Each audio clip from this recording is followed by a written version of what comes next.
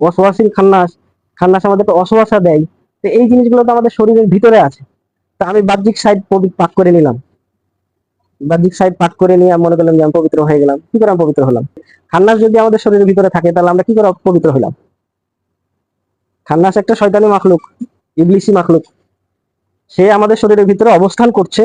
আমি বাইরে অজু গোসল করে নিলাম, অজু গোসল করে নিয়ে মনে করলাম যে আমি পবিত্র হয়ে গেলাম, কিন্তু খান্নাস আমার ভিতরে অবস্থান করছে। তারপর আল্লাহ পাক নাফসে আম্বারা রুহুর কথা বলছে। সেটা একটা রুহু, সেটা একটা শক্তি, যেটা খারাপ। আল্লাহ নিজেই বলছে যে সেটা খারাপ। সেটা আমাদেরকে ভিতর থেকে আমাদেরকে কন্ট্রোল করছে খারাপের জন্য, খারাপের জন্য উৎসাহ প্রদান করছে।